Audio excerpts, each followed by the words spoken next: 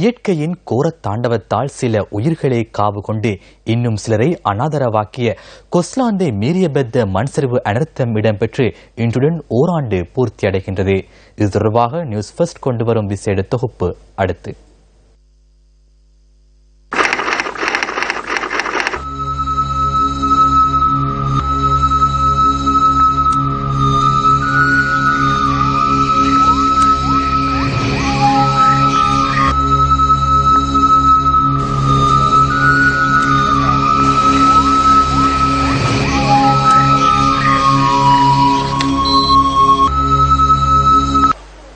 மண் சரிவு இடம்பெற்ற பகுதியில் காட்டு யானைகளின் நடமாட்டம் இருப்பதையும் எம்மால் அவதானிக்க முடிந்தது.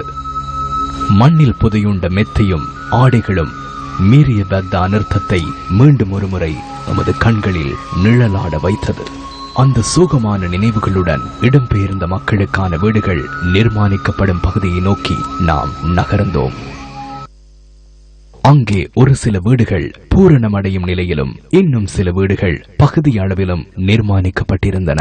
ஓராண்டு பூர்த்தியாகியும் வீடுகளை நிர்மாணிக்கும் பணிகள் ஆமை வேகத்தில் இடம்பெறுவது ஏன் எனும் கேள்வி அங்குள்ள மக்களை போன்றோ எம்மிடையேயும் எழுந்தது. எனினும் இங்கு நிலவும் சீரற்ற வானிலை தமது பணிகளை தாமதப்படுத்துவதாக அங்கே பொறுப்பாக உள்ள ராணுவத்தின் கேப்டன் ரோஹனகுமார எம்மிடம் கூறினார்.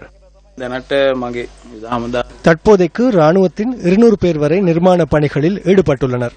அவர்களூடாக காலை 6 மணி முதல் மாலை 6 மணி வரை நிர்மாண பணிகளை தொடர்ந்து முன்னெடுக்கிறோம். சகல வசதிகளுடன் கூடிய 4 வீடுகளை முழுமையாக நிர்மாணித்துள்ளோம்.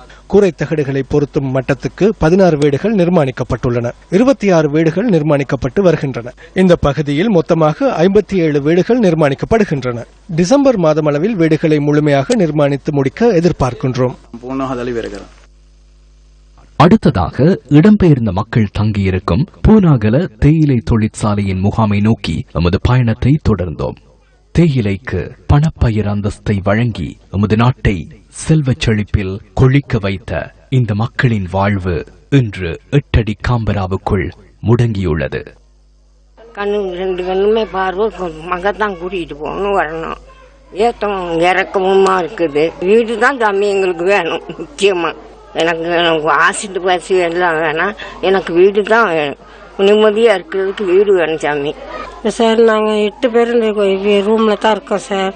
இதுலயே சமைச்சு சாப்பிட்டுக்கிட்டு இதுலயே தான் 8 பேரும் படுத்துக்கணும். எங்களுக்கு எவ்வளவு சுருக்க முடியுமோ அவ்வளவு சுருக்க சீக்கிரமா எங்களுக்கு ஒரு வீடு ஒன்று கட்டி கொடுத்தா நிம்மதியா நாங்க ஒரு கஞ்சி வச்சு குடிச்சாலும் அந்த வீட்டுல நிம்மதியா குடிச்சிட்டு நிம்மதியா இருப்போம். எங்களுக்கு சீக்கிரம் வீடு தான் சார் வேணும்.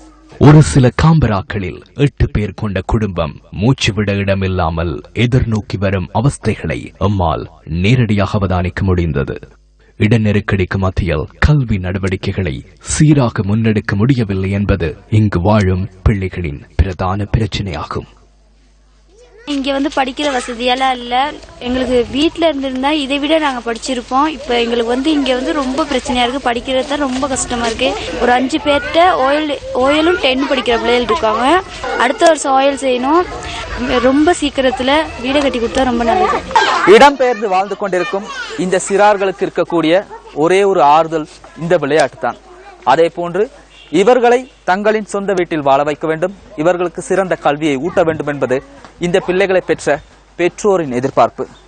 அவர்களின் எதிர்பார்ப்புகள் நிறைவேறும் நாள் வரும் வரை நியூஸ் ஃபர்ஸ்டும் தயாராக காத்திருக்கின்றது.